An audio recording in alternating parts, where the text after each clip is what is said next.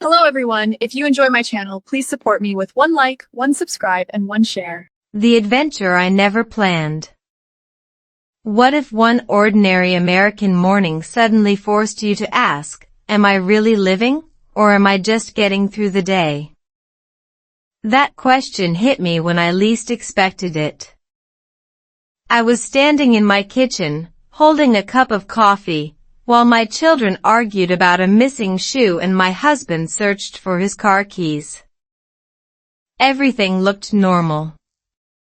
But within a few hours, we would be on the road, heading toward an unexpected adventure that would change the way I understood life, love, family, and even the simple English words I had been practicing for years.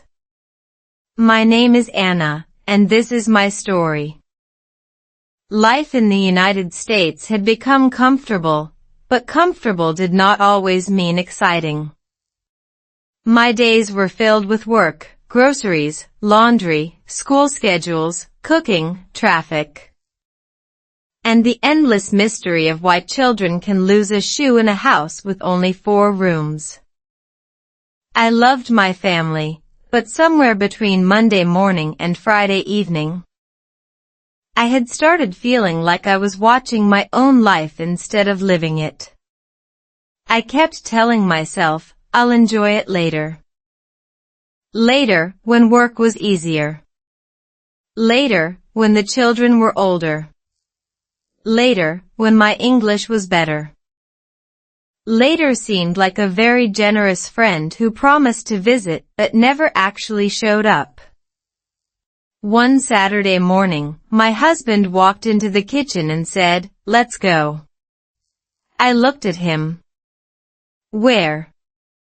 He smiled. "I don't know yet." That sentence should have terrified me. Instead, I laughed. We packed some food, water, jackets, and a few things for the children. No perfect plan. No detailed schedule. Just a family, a car, and a road waiting somewhere ahead. As we drove through the American landscape, I noticed how quickly the scenery changed. Busy streets became quiet roads. Buildings disappeared, and wide open spaces appeared. The children pressed their faces against the windows, pointing at everything they saw. I started describing the scenery in simple English. The road is long. The sky is huge. Look at those mountains. It was not a classroom. It was better. I was learning English inside a real experience. Research on language learning suggests that meaningful context can help learners remember information more effectively. And I could feel that happening. Words connected to emotions and real places seemed easier to remember. Then, after several hours, we reached a place I had never seen before. The children jumped out of the car. My husband suddenly became quiet. I looked ahead and saw something that made my stomach drop. The road ended there. And beyond it was the beginning of an adventure none of us had planned for. When life felt too ordinary. For a few seconds, nobody moved. We were standing beside the car, staring at the road that seemed to disappear into the landscape.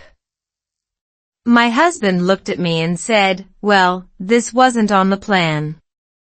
I laughed because, technically, there had never been a plan. That was becoming the problem and the adventure at the same time. The place was quiet, wide, and beautiful, with hills stretching into the distance and a cool wind moving through the grass. My children were excited. I was nervous.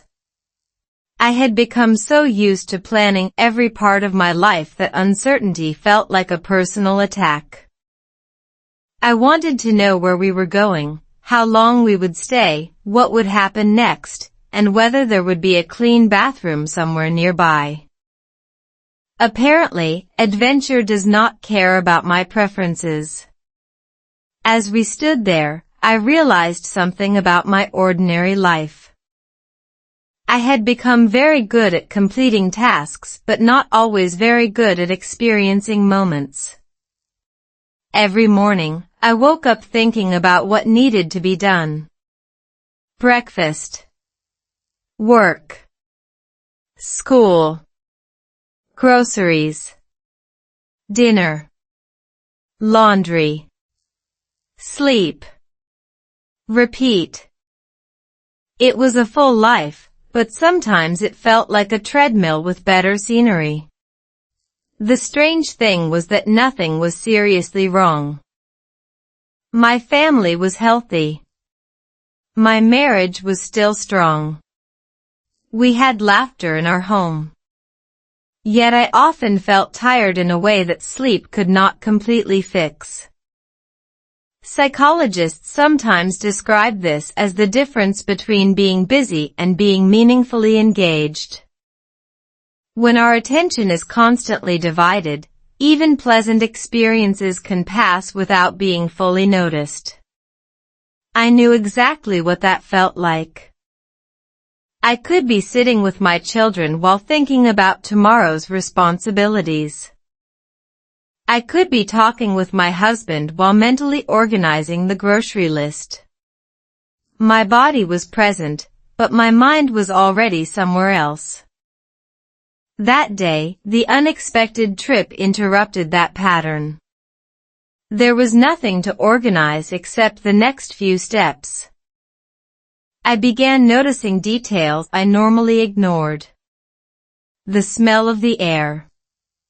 The sound of my children laughing. The shape of the clouds. My husband's ridiculous attempt to look like an experienced outdoor explorer even though he had forgotten where he put the snacks. I smiled and said, "Are you sure you know what you're doing?" He answered, "Absolutely." Then he whispered, "Not even slightly." We laughed so hard that the children started laughing too. I also noticed that simple English came naturally when I described what I could see. The wind is strong. The trail is narrow. I am a little nervous. These were not textbook sentences, but they were useful because they belonged to my real experience. That was when I understood that learning English did not have to be another task on my endless list. It could become part of living. We continued walking, and for the first time in a long time, I stopped checking the time. Then my husband suddenly pointed toward the trail and said, "Wait. Do you see that?" I looked where he was pointing, and my heart immediately started beating faster. A road trip changed my thinking. I looked toward the trail and saw a small wooden sign partly hidden behind a bush. It pointed toward a scenic overlook farther up the hill. My husband smiled and said, "That's where we're going." I wanted to ask how far it was, whether the trail was difficult, and whether we had enough water, but my children were already walking ahead. So I followed. The trail was not dramatic at first. It was simply a narrow path surrounded by trees, rocks, and open grass. But something about walking without a schedule felt strangely freeing. In everyday American life, I was used to moving quickly. Get in the car. Drive to work. Pick up the kids. Buy groceries. Go home.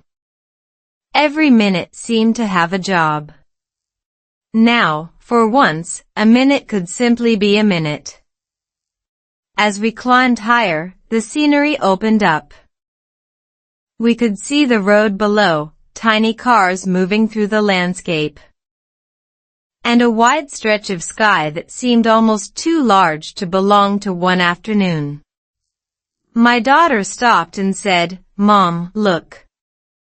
I looked, and she pointed at the view. "It's beautiful." I said, "Yes. It really is." Then I realized I had not used my phone for almost an hour. That may sound ridiculous, but for me, it was a small miracle. I had become so accustomed to documenting moments that sometimes I forgot to experience them. The American road trip became more than a family outing. It became a lesson in attention.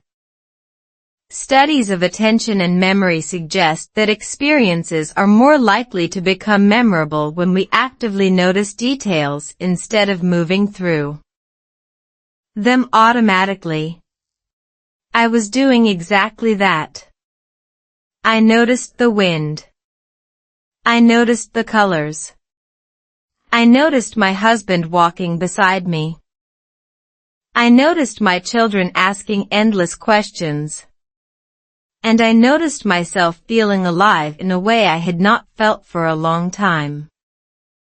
I began turning the experience into gentle English practice.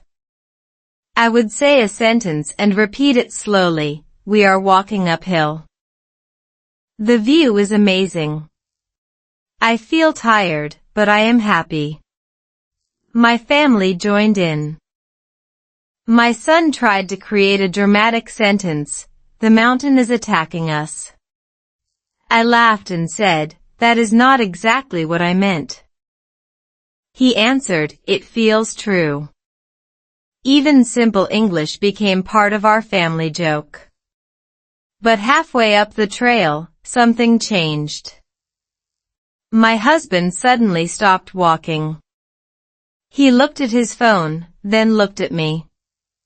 His face had lost its playful expression. "We need to turn around," he said. I asked why. He pointed toward the sky. Dark clouds were moving quickly over the hills. The wind became stronger. The peaceful afternoon was changing faster than any of us expected. We had a choice: return to the car immediately or continue toward the overlook, which was still ahead. My children looked at me. My husband looked at me. And suddenly, this little adventure did not feel little anymore. Love between two tired people. My husband looked at me, waiting for an answer, and I realized something funny about marriage. Sometimes you can spend years with someone and still have absolutely no idea what they are thinking. I asked, "What do you want to do?" He said, "I think we should go back." I nodded. "Then let's go." No argument. No dramatic speech. Just two tired adults making a sensible decision while two children complained that the adventure was ending. We turned around and started walking downhill. The wind became stronger, and a few drops of rain touched my face.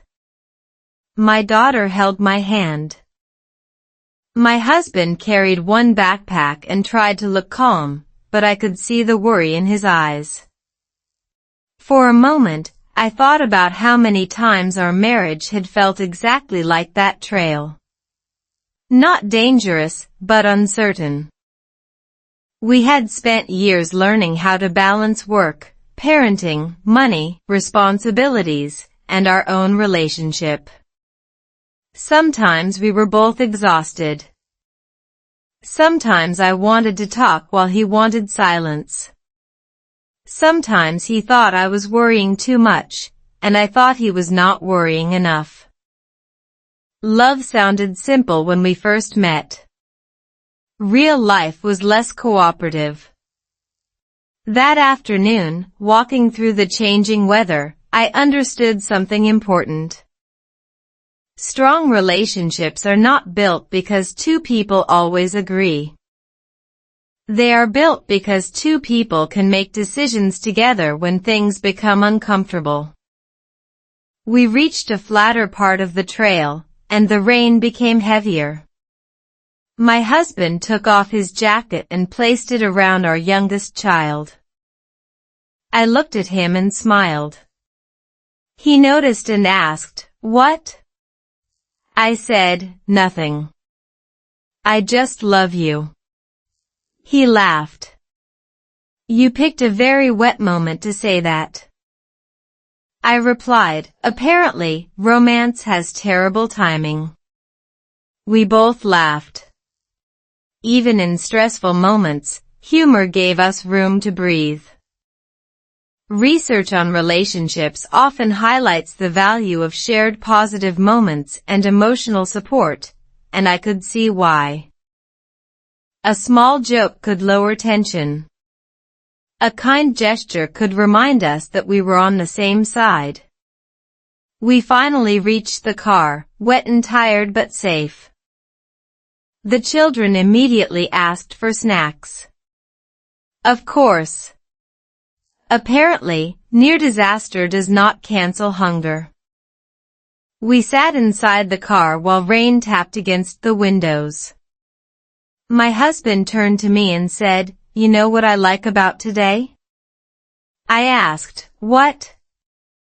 He said, "We didn't do anything perfectly." I laughed. "That is your favorite part?" He nodded. "Yes.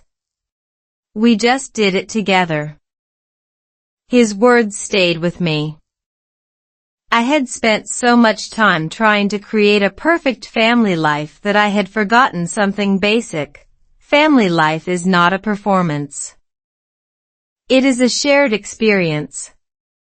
That evening, as we drove back through the changing American landscape, I felt strangely grateful for the storm. It had interrupted our plans, but it had also interrupted my habit of rushing through life. Then my daughter suddenly asked a question from the back seat that made the entire car go silent. My children asked one question. My daughter's voice came from the back seat. "Mom, are we having an adventure or are we just lost?" For 1 second, nobody answered. Then my husband started laughing so loudly that I could not help laughing too. I turned around and said, "A little bit of both." My daughter smiled, but then she became serious. What makes something an adventure? That question stayed in my mind long after we got home. I had always imagined an adventure as something dramatic, a distant place, a dangerous road, a perfect photograph, a story worth telling. But that day had been different. We had simply left home, driven somewhere new, walked a trail, watched the weather change, laughed together, and returned safely. Nothing about it belonged in a movie trailer. Yet it had changed me more than many important days in my life. That night, after the children went to bed, I sat beside my husband and told him what I was thinking. Maybe life is an adventure too. He looked at me and smiled. That sounds dangerous. I laughed. I mean it. I explained that I had been treating life like a project that needed to be completed. I wanted the right career, the right home, the right schedule, the right English, the right future. But there is no final version of life. There is only today, followed by another today. Psychology often talks about the human tendency to focus on future rewards while overlooking present experiences. I recognized myself in that idea. I was constantly saying, someday. Someday I would travel more. Someday I would speak English without hesitation. Someday my children would be older and I would have more free time. Someday my husband and I would have fewer responsibilities. But children grow while we are waiting. Seasons change while we are planning. And ordinary days disappear without asking permission. The next morning, I decided to make one small change. During breakfast, I would put my phone away and give my family 10 completely undistracted minutes. 10 minutes sounded tiny, but it felt surprisingly difficult. My mind kept trying to escape into messages, schedules, and unfinished tasks. I had to remind myself, stay here. I also turned those 10 minutes into gentle English practice. I asked my children, what was your favorite part of yesterday? They answered with funny stories. I repeated some of their sentences and added my own. Yesterday was exciting. The rain surprised us. I was nervous, but I enjoyed the trip. Simple English. Real memories. No pressure. I began to understand that language learning could follow the same principle as life. Pay attention to what is happening now. You do not need to master everything at once. You need to stay present long enough to notice progress. That evening, I thought our little adventure was finished. Then my husband walked through the door holding an envelope. He looked at me and said, I think our next adventure is going to be much bigger. I opened the envelope and immediately understood why he had been keeping it secret. America taught me to slow down. Inside the envelope was a map with a small circle drawn around a place several hours away. I looked at my husband, then at the map, then back at him. You planned another trip? He smiled. Maybe. I shook my head and laughed. You are becoming dangerous. He answered, you said life should be an adventure. Fair enough. But this time, I wanted something different. I did not want to rush from one destination to another just so we could say we had been there. I wanted to notice the journey. That decision changed the way I experienced everyday life in America. I began paying attention to things I had once considered ordinary. The wide roads. Small towns. Local diners. Families sitting outside. People talking to strangers. Different weather from one region to another. Even the landscape seemed to tell a story. In one place, the morning could be cool and quiet. A few hours later, the sun could feel completely different. I started noticing how climate shapes daily habits. People dress differently, plan differently, and organize their weekends around weather. Instead of complaining every time the weather changed, I began treating it as part of the experience. It is hot today. The wind is strong. The sky looks dramatic. These simple sentences became effortless English practice. I also noticed cultural differences in small interactions. A stranger might hold a door open. Someone at a store might start a brief conversation. A neighbor might ask about your weekend. These moments were short, but they reminded me that everyday life is made from hundreds of tiny human connections. I had often rushed through them because I was thinking about the next task. Now I tried to stay for a few extra seconds. Listen. Smile. Answer. Be there. That sounds almost ridiculously simple, but simple habits are easier to repeat. Research on attention suggests that repeatedly directing attention back to the present can strengthen our ability to notice what is happening instead of automatically following every distraction. I practiced this while driving. When my mind jumped toward tomorrow, I returned to the road. When I worried about something I could not control, I asked, "What can I do right now?" Sometimes the answer was very boring. Keep driving. Surprisingly, boring answers can be wise. At home, I brought the same habit into family life. During dinner, we talked about one interesting thing we had noticed that day.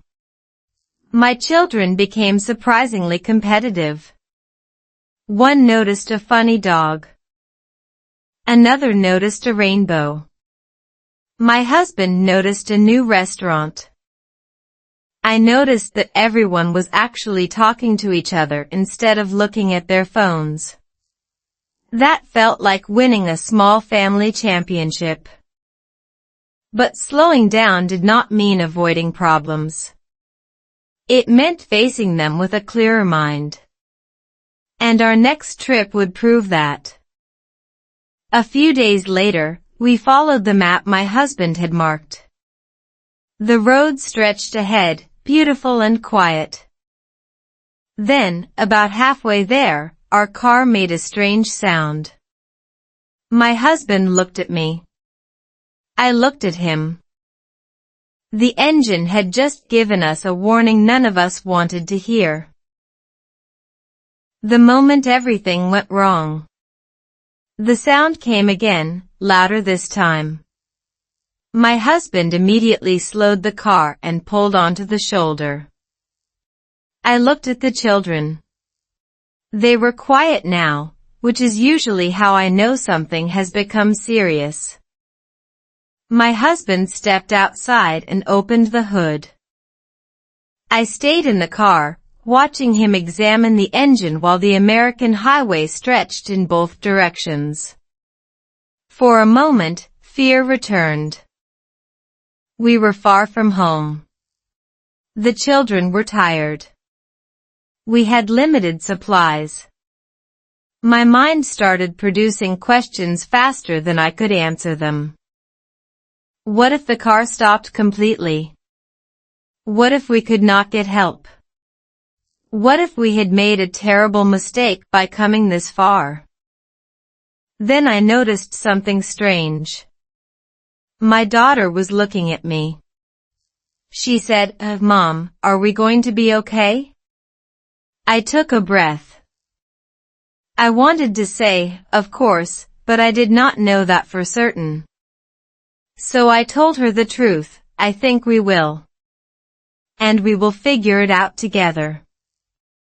That sentence felt more honest than pretending everything was fine. My husband came back and said the car needed attention, but we could probably make it to a nearby service area if we drove carefully. We decided to continue slowly. For the next several miles, nobody talked much. I listened to the engine. I listened to the road. I listened to my own thoughts. Then my son suddenly said, "This is still an adventure, right?" I turned around and laughed. Yes. A very expensive one, hopefully not. His joke broke the tension. We reached the service area safely, and a mechanic checked the car. The problem was serious enough to require repairs, but not the disaster I had imagined. While we waited, I sat outside with my family and thought about how quickly my brain had turned uncertainty into catastrophe. Fear often tries to protect us by predicting danger, but sometimes it creates more suffering than the actual problem. The useful response is not to pretend danger does not exist. It is to separate what we know from what we imagine. I started practicing this mentally. This is what happened. This is what I fear. This is what I can do. Even those simple sentences became English practice. The car has a problem. We need help. We can wait. We are safe. Language became a tool for staying calm, not just a subject to study. After the repair, we continued our journey. When we finally reached our destination, the children ran outside as if we had completed an Olympic event. My husband looked at me and said, "Worth it?" I smiled. "Ask me tomorrow."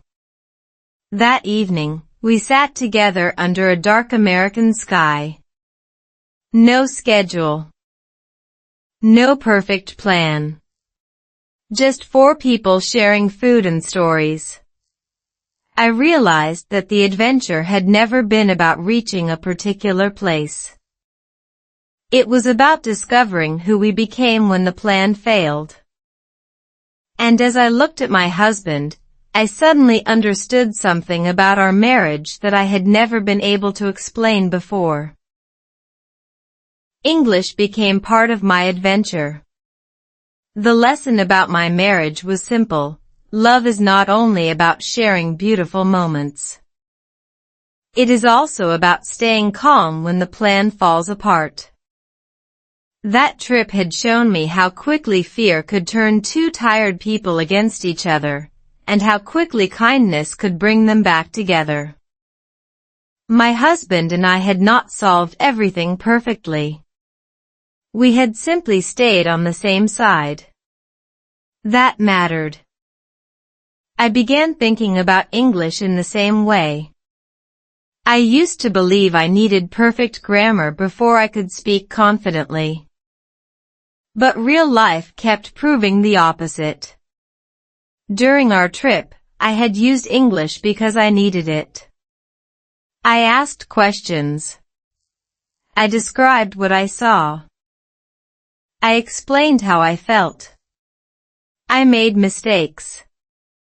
Nobody stopped the adventure because my grammar was imperfect. One afternoon, I walked into a small local cafe and ordered coffee. I said, "I would like a coffee, please," then accidentally used the wrong word when asking for something else. The person behind the counter smiled and helped me. Nothing terrible happened. The world did not collapse. English simply continued. That experience changed my mindset. For language learners, meaningful repetition can be powerful because words become connected to situations, emotions, and actions. So I started using a simple method during everyday life. I chose one useful sentence and repeated it several times in different situations. I need some help. I could use it at a store, while traveling, or when talking with someone. Could you say that again? Became another favorite because it gave me permission not to understand everything immediately. "I'm still learning English" became a sentence I could say without embarrassment. These were not fancy expressions. They were survival tools for communication. At home, I practiced with my children. We described the weather. We talked about our trip. We retold funny moments. Sometimes I deliberately made a silly mistake, and my children corrected me like tiny English teachers who had recently received too much confidence. I laughed, but I also noticed something important. I was speaking more because I was no longer afraid of being imperfect. That confidence spread beyond English. I became more willing to ask questions, try new things, and admit when I did not know something. My husband noticed it too.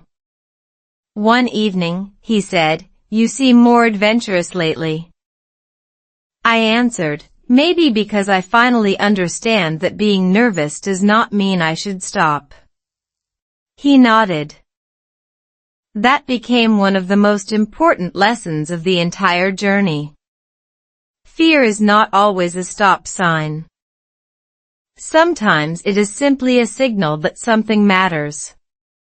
The next morning, we continued exploring the area. The scenery was beautiful, but I was paying attention to something else. I was thinking about my children, my marriage, my English, and the years I had spent waiting for the right time to enjoy life.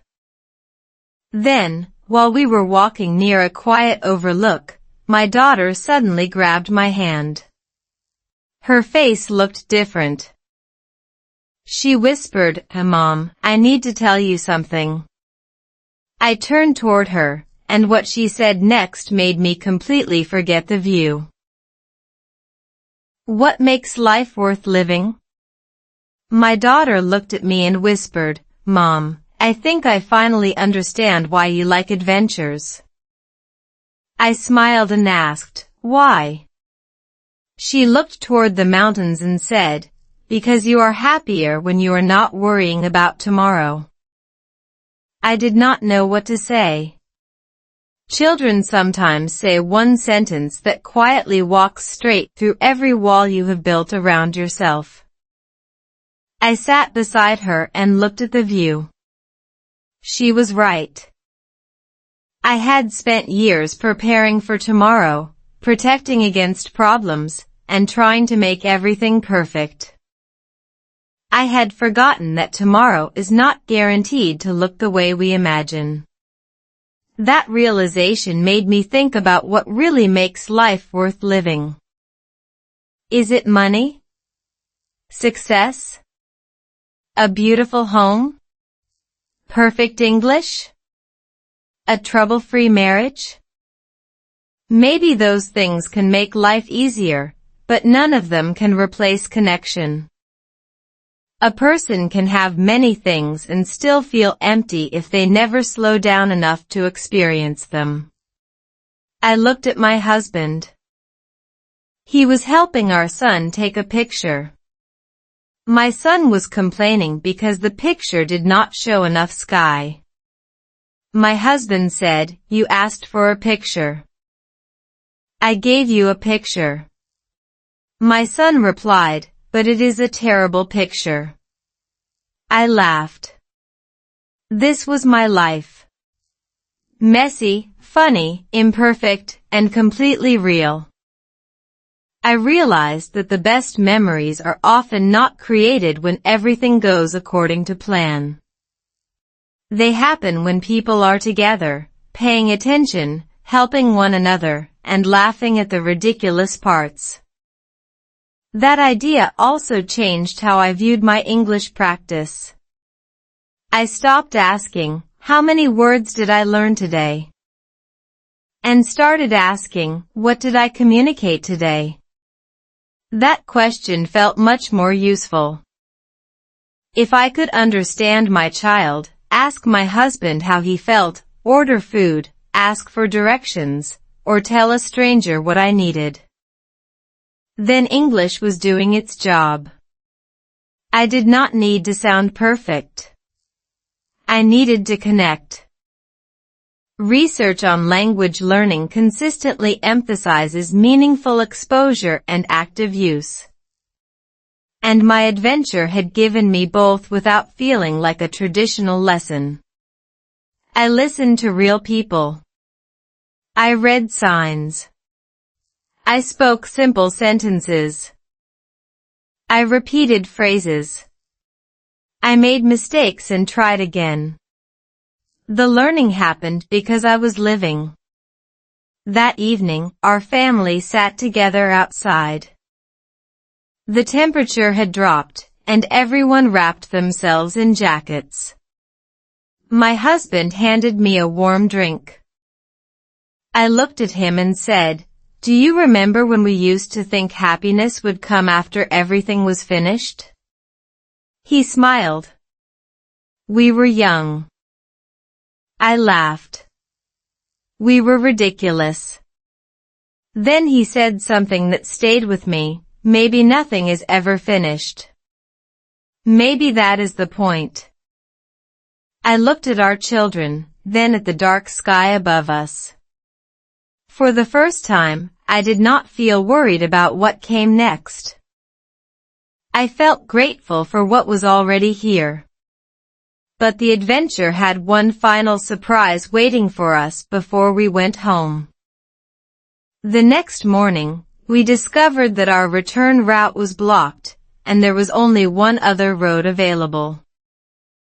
My husband looked at the map and said, "This is going to take us somewhere completely different." I smiled.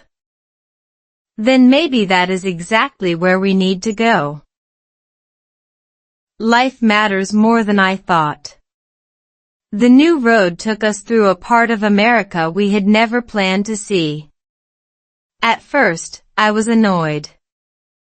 We were tired, the children wanted to go home, and I had already imagined what I would do when we returned. But as the miles passed, something changed. The road became quieter. We saw small towns, open fields, old buildings, and wide skies glowing under the afternoon sun. I realized that the detour was not stealing time from our trip. It was giving us a memory we would never have planned. I looked at my husband and said, "Maybe the wrong road is not always the wrong road." He smiled. That sounds like another coffee mug. I laughed. By the time we arrived home, I felt different. The house looked exactly the same. The laundry was still waiting. The dishes had somehow multiplied. The children were already arguing about something that seemed extremely important to them and completely mysterious to me. Yet I felt peaceful. Our adventure had not given me a perfect life. It had given me a new way to see the life I already had. I finally understood that life matters because it is happening now, not because one day everything will become perfect. My marriage mattered in the ordinary moments, driving together, sharing a joke, disagreeing, listening, and choosing each other again. My children mattered not only because they would grow into adults, but because right now they were sitting at my kitchen table asking ridiculous questions and making me laugh. Even my English mattered differently now. I no longer saw English as a mountain I had to conquer. It was a bridge. Every simple sentence helped me connect with another person. Could you help me? I understand. I don't understand yet. Thank you. I'm happy you're here. These words are simple, but simple words can carry an entire life. If you are learning English and feel discouraged, I want you to remember what I learned on that road. You do not need to understand everything today. Listen to a short story. Read one paragraph. Repeat one sentence. Speak even when your voice feels uncertain. Progress does not always look dramatic. Sometimes it looks like understanding one sentence today that you could not understand last month. Sometimes it looks like saying something without translating it first. And sometimes progress looks like laughing at your own mistake instead of feeling ashamed. The same lesson applies to life. You do not need to solve everything today. Take the next safe step. Notice the people beside you. Enjoy the coffee. Watch the sky. Ask your children a question. Listen to your partner. Let an ordinary day become important simply because you were present for it. Looking back, I thought the adventure had taken us somewhere new. In reality, it brought me back to something I had forgotten, myself.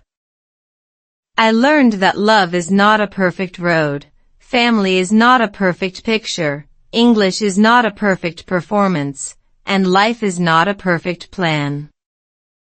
They are experiences. They are meant to be lived, not controlled.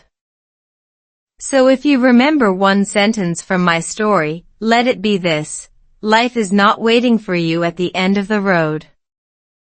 Life is every step you choose to notice along the way. And perhaps that is why the unexpected adventure became the best journey I never planned.